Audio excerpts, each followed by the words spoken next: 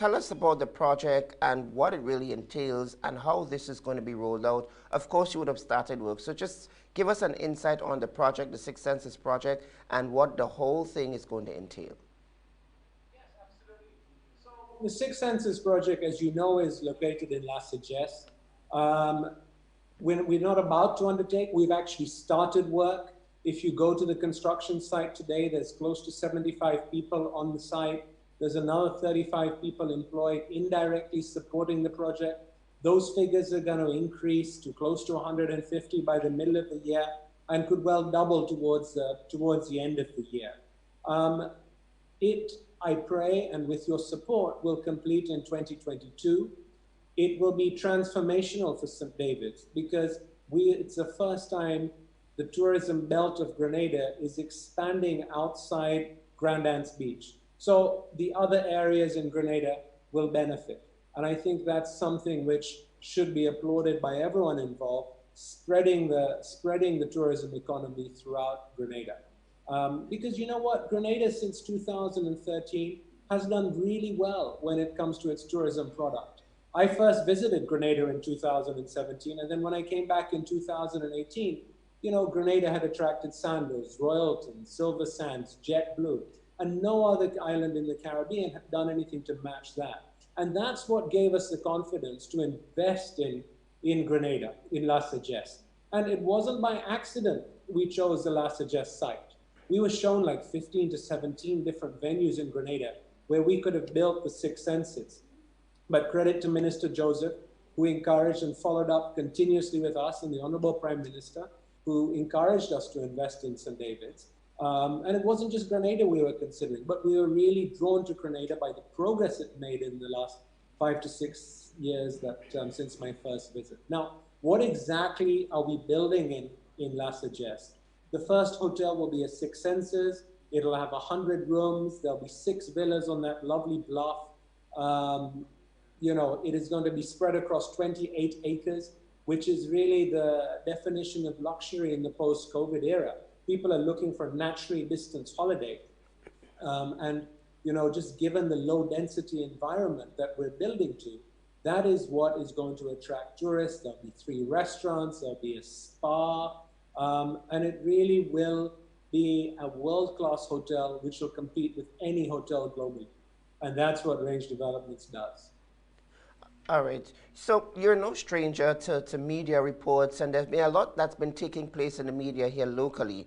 The next question I want to ask you is, how was the area selected? You selected the St. David's area. You touched a little bit on it. How was the area selected? And as it relates to the land in where the resort is going to be housed, was it government, was it state-owned, or was it privately owned? Just walk us through the motion as relates to the acquiring of the land, etc. So, look, it was a privately owned site. Me and my business partner, who I believe you've engaged with, Mr. Shahada, met with Mr. Mitchell, Mr. Winston Mitchell, who was the previous landowner of the land. And, you know, after really looking at, you know, a dozen sites in Grenada, we chose this. Why? Because it was one of the most beautiful sites in the Caribbean. And rest assured, we are here to do it justice, okay? It was a purely commercial transaction between us and Dr. Winston Mitchell. There was a real estate broker involved, as always in these cases. And that's really how the transaction came about. And if you look at the site, it has the beauty of 2 beaches, it has a lake, and the design of our hotel has been really very carefully thought. It took us 9 months to 12 months to design this hotel, Kishon, to ensure that we complied with all the rules and regulations and international best practices. The architecture of the hotel blends between the land and the sea. I mean, if you look at it from above, there's green roofs, there's grass on the roofs. So it kind of blends naturally and in one look into the natural landscape. And that's what we're here to achieve. A hotel which is complementary to the landscape, to the community, yet providing what international luxury travelers are after today to ensure a symbiotic experience. All right. Could you just expand on the environmental study? I'm sure there must have been some sort of environmental study that was done on the location. Could you just give us a little insight as to whether or not the environmental study, how did that, how did that go? 100%, as required by the laws of Grenada, an environmental study was done. Okay, everything is being respected in accordance with the laws of Grenada. After all, that's what governs us. And Kishon, you know what? We went even further. We have two individuals who advise us who are very well regarded in Grenada on environmental matters. But maybe it's opportune for me to say there's all sorts of things going on social media today. And one thing I heard as you were doing your introduction, you were talking about the vaccine and back to normality. That also seems to be getting a lot of debate on social media.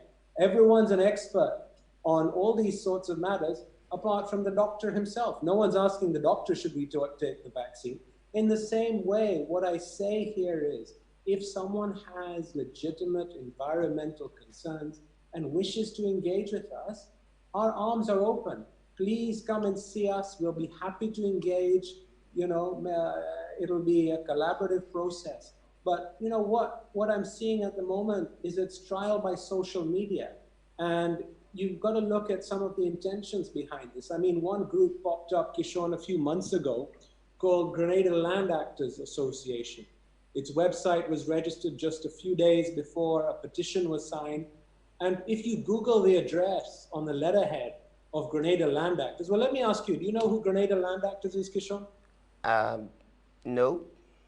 Well, if you Google the address on their letterhead, it comes up to be a competing CBI developer, okay? And this developer, or this body with the same address as a CBI developer, is promoting a petition to be signed against this project and other projects. So again, groups like that, you question their credibility, but legitimate environmentalists who wish to engage with us, who are qualified and who have experience and practical and knowledge, more than happy to sit down and engage in dialogue at the end of the day. And Kishon, maybe you read in the newspaper a week back, we just completed, or we just sponsored an archaeological process before we started construction.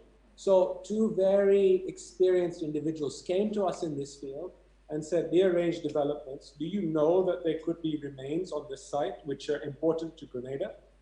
We take the approach to respect the past, and we hope we can contribute to the future. So really, we said to these individuals, well, okay, if you're sure that this is the case, or you have a high inclination this is the case, we're happy to engage with you. We sponsored the dig. Some artifacts have now been moved to the museum, or at least I believe they're in Grenada's museum. I really hope the community can visit the museum and see what was dug up. But it's that sort of interaction which we're looking for, and it's that sort of interaction we welcome. We're here to protect and work hand in hand with the community to ensure that these noble ambitions are advanced. And in the same way in environmental matters, in the same way with regards to our interaction with our CSR, our corporate social responsibility. That's what makes our DNA, and that's why range is different. And if you look in the other jurisdictions where we've delivered, and we have close to a decade of experience of working with, it's not just we build the finest buildings, but we work with the local communities to put the soul into those buildings, and we pride ourselves when we become the employer of choice. And that's really what range is all about. Okay, one of the, as we touched on all the environmental issues, one of the concerns amongst members of the public, as the media reports make the buzz, is that of preserving the mangrove in the area.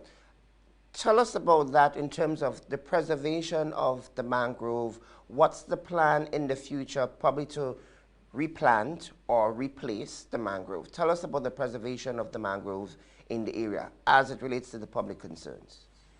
100%. Look, mangroves will be reinstated once the construction has gone a little bit further, once it's got to the right stage. But Kishore, let's take a step back. Before talking about the mangroves are near a body of water.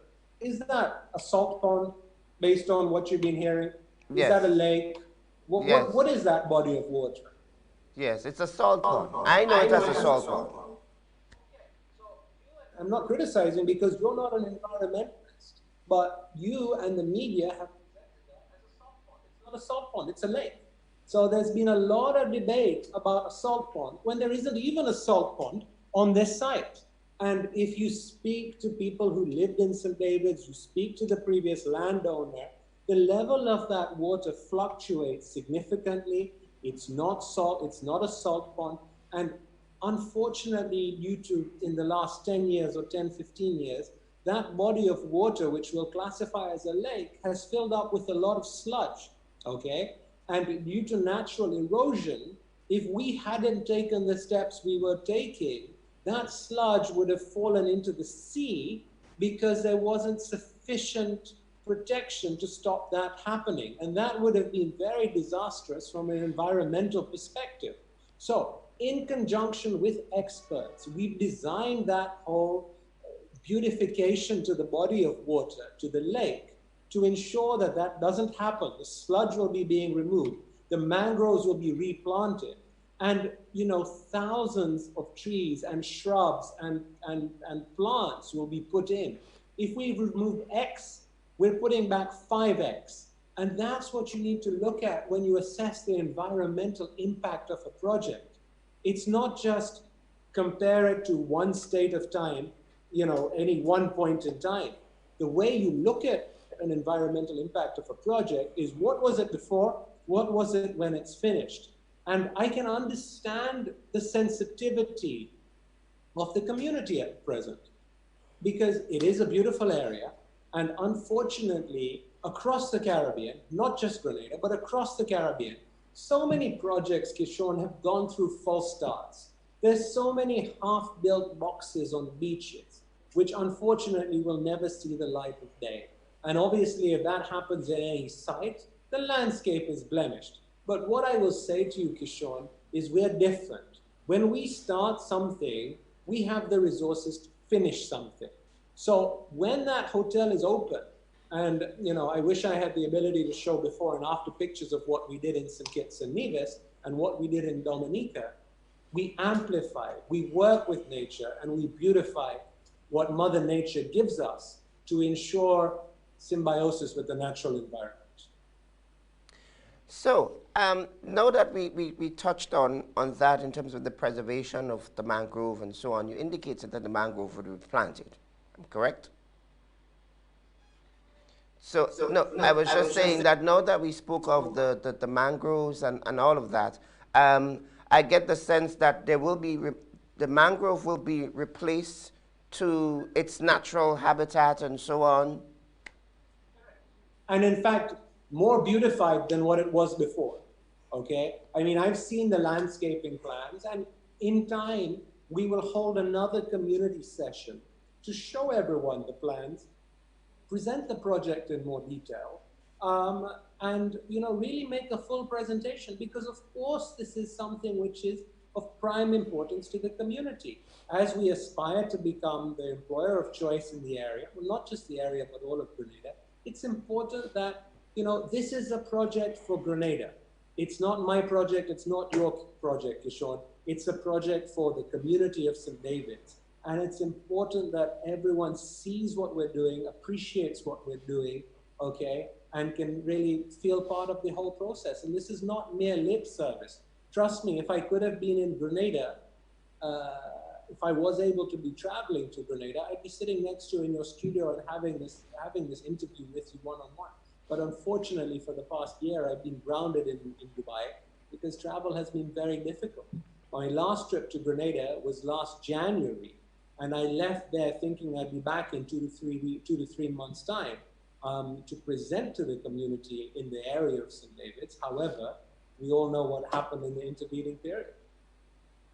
All right, as the media reports make the buzz, there was a previous, what we call in Grenada, mild protest action as it relates to the project and the preservation of the mangrove, and what the public thought was, we're just going to be losing another part of our society because of, the Six Senses Resort being built. And then there were the reports of a discontinuation, or there'll be no more Six Senses coming to Grenada because of the public's concern. You care to share with us those that little report that came out that the Six Senses probably would be moving away because of all of the, what we call here in Grenada, the drama that's taking place? So Six Senses and Range are not going anywhere. Let me put it like that. All right. And I really welcome you and your media colleagues to come down, and you will see the site is abuzz with activity. But Kishore, let me ask you this. You call it drama. Okay. I'm not belittling anyone's right to make drama in your own words. But the first weekend this happened, there were 5 or 6 people from the community of St. David's. How big is the population of St. David's? Estranged father. Didn't get you. The first weekend that there was some drama, as you put it. Yeah. How many people came down? There was a handful of people out of a community of what? 20,000 people in St. David's? How big is all of St. David's? Roughly about, yes. So I would say that there is overwhelming support for the project in St. David's if it was just a handful of people who were expressing their rights to voice their concern. So 99%, I would say, of St. David's, or 96% of St. David's, support the project, because let's look at the project. It's creating jobs, all right? And we all recognize that we are in challenging economic times. And for there to be job creation in St. David's today, and I don't think there's that many job creations in many other parishes of the Caribbean and the Eastern Caribbean of a similar magnitude, that's a fantastic thing. And that job creation will only expand on a monthly basis as more people become involved in the construction trades. As the hotel operations start, the planning starts. A hotel of this nature, if we're going to open at the end of next year, we have to start hiring key management at the end of this year. We have to start recruiting more people towards Q1, Q2 of 2021. So those job and creation figures are going to be ramping up and up. And, historically, as we started, tourism has been concentrated in St. George's, which, is half an hour, 45 minutes in the morning by public transport. I think the people of St. David's would like to see a world-class hotel in their parish, which not just creates employment on their parish, but creates a whole bunch of spin-off industries, Kishore. Because when you get very wealthy tourists coming in, they spend money in the local community. That encourages a restaurant, that encourages a souvenir shop, that encourages a diving center, that encourages guest experiences. And that's what I love to see, when the community embraces the hotel, once we're a little bit further down the line, and the community members start investing so they can reap the rewards of the increased tourism which is coming into St. David's with the first hotel. And rest assured, as I started the answer to this question, Six Senses is fully committed to this project. Range Developments is fully committed to this project, okay? We're here to integrate with the society. Our arms are open, embrace us. And I don't just mean those as empty words, okay? If there is an individual with a particular business idea, please email it to us. We're very active on social media. Contact us through your station, Kishore, if I might take the liberty of saying that. Come to us with your entrepreneurial ideas, because we're here not just to build a building, but we're here to assist as part of our community relations with the development of local businesses and the knowledge transfer to the local community. Okay. I want to touch on this because it's a major project, but COVID-19, how has that impacted your quest to further develop the project in Grenada? I mean, how has COVID-19 really, what are some of the challenging moments in your quest to roll out this project and roll it out successfully and execute? So Kishore, COVID, aside from the health issues, which we're all very, we all pray resolve themselves. But 12 months ago, when we had our first lockdown here in Dubai, COVID caused us much anxiety and it caused us many sleepless nights. We're in the hotel business, and obviously tourism has been impacted significantly. So, the easiest thing for us to do, Kishon, would have been to say, sorry, there's a pandemic, please forgive us, we're not able to continue, and worry about it in another day. But we took the opposite approach. We doubled down on our investment, we doubled down our own equity investment in the hotel, and we said, you know what, we've made a commitment and we're going to steam ahead with this project. How many other projects, not just in Grenada, but across the Caribbean? I mean, they've shrunk in size because of COVID. How many developments have been abandoned because of COVID? The number is countful. But Kishon, how many projects have started during this COVID pandemic? Have any other projects across the whole Caribbean started? Well, not exactly. It would be risky for some, but not exactly. Not very many projects have started during the COVID time. Certainly no projects have started in Grenada to the extent that we've started. So we started initial site work in February. We were locked down. We reappointed NH as our structural contractor in October. We appointed Hume Klima as our subcontractor for the mechanical, electrical, and engineering work at the end of the year or first week of January. We've appointed our swimming pool contractor. We're already thinking swimming pools whilst we're doing excavations. And the excavations are nearly complete. Concrete pouring on the foundation has started. Verticals construction will be seen within the next 30 days. MEP people are going to be in site soon, because in a construction which is designed for completion, which is an institutional build, every trade has to follow very closely after each other, okay? And that's what, when you have that sequential planning, that's when you know a project is designed for completion. We have the construction management team, headed by my partner Kamal, who built 2 of the most successful projects, and they're working night and day to ensure that this completes on time. Okay, we spoke about COVID-19. Not much has been happening on the project side or the development side since probably a year ago, when many countries in the Caribbean was on lockdown, including Grenada. My question now to you is, how and what difference would range development bring to the table, considering all that's been happening? What's the difference for you? Many construction projects or even major projects would have started, like you alluded to earlier, and probably had to be on a halt or stall because how and what makes range development the difference in terms of executing a project like the Six Senses? So 2 things, Kishon. This is an institutional build.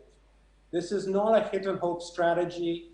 It is a CBI-funded project, which means capital is being raised from individuals who wish to become citizens of Grenada, okay? However, that's not all we're bringing to the table, our ability to promote citizenship of Grenada, and if we sell something, we build something. We're coming to the table with sufficient capital to complete the hotel, okay? Because when you start something, you have to have the ability to finish. Otherwise, it's a pointless exercise. There's no prizes for building half a hotel. We also come to the table with the ability to technically execute and build in the Caribbean. Because building in the Caribbean is not for the faint-hearted, okay? Whilst a beach looks like a benign environment in which to build, it actually poses a unique skill, a unique subset of challenges, whether those are managing a logistical supply chain from all over the world. Imagine a hotel like the Six Senses requires the importation of items from 200,000 different pieces of items from 2,000 suppliers. That's a logistical nightmare to manage, okay? And that is something that we have a skill set in. The other thing we have a skill set in is managing our contractors, managing our subcontractors. We have some of the best people in the Caribbean and globally who are on the construction site pushing to ensure there's execution. I mean, Kishon, we spent $7 to $8 million on the design of our project alone to ensure not only it was designed to the highest international standards, it was, and that's US dollars, it was respectful to the environment, It was respectful to the topography of the site. So this is a full-on institutional development. This isn't, this isn't a small venture. When you look at the size of the site, 28 acres is massive, okay? And it has such a low density, and the environment it will create for the tourist is what will make this hotel exceptional. All right, and you mentioned about the citizen by investment a short while ago, and I want to ask you, what are your thoughts on Grenada's citizen by investment and how important it is to Grenada? So look, citizenship by investment at its simplest is where an individual contributes a certain amount of money as stipulated by the laws of Grenada, due diligence is undertaken, and thereafter that individual is granted citizenship if his due diligence is satisfactory. Now, individuals can invest in the hotel, obtain citizenship by investment, and they also become shareholders in the development. Citizenship by investment typically today is taken up by very high net worth individuals. Typically, an individual will have a net worth of 5 to 10 million US dollars before they embark down this venture. They're looking at it for a number of reasons, whether it's travel or to hedge against certain anxieties that they face in their day-to-day life. So, Kishon, Grenada is attracting some of the captains of industry from all over the world, some of the leading businessmen from all over the world to become citizens today through their citizenship by investment program. Citizenship by investment, their investment in either the Six Senses or if they do it through the government fund, should really be the first touch point for these individuals when they invest in Grenada. These individuals should be encouraged to further invest in the country. They should be shown other projects. They should be shown a number of projects that they can be adopted on a more altruistic and philanthropic basis. And then I think citizenship by investment becomes a real success. I'm a Caribbean citizen by investment. My partner is a Grenadian citizen by investment. The owner of Silver Sands is a Grenadian citizen by investment. Imagine if there were 10, 15, 20 such individuals whose their first touch point with the country was citizenship by investment. And then they delivered, or then they invested further and developed other industry, not just in hotels, but across the sector. I mean, it might be considered as a pipe dream, but it's very, very possible that Grenada could have full employment if these investors were encouraged to invest further in the country. So I'd say it is a real asset to the country. It needs to be nurtured. That capital needs to be used for priority sector projects as it is today. And then those individuals need to be invited to come back to Grenada and invest further in the country. Okay, we spoke a lot about the project and what's happening. You also made mention of, ensuring that the community is involved and so on. My question to you would be, at some stage as developers, would there be any updates provided to the general public or members of the community? And if yes, what are some of the public awareness initiatives that they can look forward to so that they can have a clearer understanding and they could be in the loop as the project unfolds? 100%. Well, first thing I would say is either through any of our social media handles or the email, please feel free to contact us, okay? Whether that's an individual who's got a business plan, whether that's someone who wishes to give us some advice from the community, we welcome and we embrace. That's the first thing. Secondly, yes, there will be a more formal update, okay? And we will arrange a time for that in the coming weeks and months. Also, through our social media and our website, we will be posting regular progress updates on the project, probably starting in about 30 days' time. All right? We're not here to do anything under the cover of darkness. We're not doing anything wrong. There's no clandestine motives here, okay? We want everyone to embrace this project, interact with us, and feel that it's Grenada's, because it is Grenada's, all right? It will be one of the finest hotels in Grenada and one of the finest hotels in the Caribbean, and we want everyone to be proud on that. So there will be regular updates going on, whether through social media, and in the near future, there will be a physical gathering. Unfortunately, with COVID, numbers will have to be restricted, but that will be communicated. That will be communicated in the near future when the planning plan is done. All right, we had a whole morning full, and we're quickly running out of time. So I want to give you the opportunity to say your closing words before we leave you to do your stuff. Thank you very much, Kishore. Look, my closing words are simple. We started construction a few months back. Watch this project develop with pace. We want to be, our aim is to integrate into Grenada. We'd love if our embrace was welcome. We're not here to take anything away from anyone. We're here to create opportunities. So far, it's a privilege for us to be in Grenada. It really has been a very efficient process working with the government. And I thank all members who have made this project happen. The Prime Minister, his cabinet colleagues, the CBI industry, physical planning, GIDC, and everyone who's been involved to get this project to this stage. With your continued support, we look forward to completion as planned. And I really look forward to being able to travel to Grenada in the near future so we can sit down face to face and engage. So thank you, Sean, for your invitation this morning. And I do hope we have a regular dialogue between us over the next 18 months and beyond as the project progresses. So thank you. Of course, and thank you for taking the time out this morning to be here via Zoom with us. We know it's a difference in time zone and so on, but the earlier you wake, the more productive you become. So we want to wish you all the best, and we will chat again in a not too distant future. Thank you, Kishore. Appreciate your time. All right. Okay, so there you have it. We were just chatting with one of the business partners of Range Development, Mohammed Asaria, giving us an update on the project and what's happening there. And you can look forward to getting further updates in the not too distant future, but as it relates to the project and what's happening and so on and so forth. And of course, you heard it.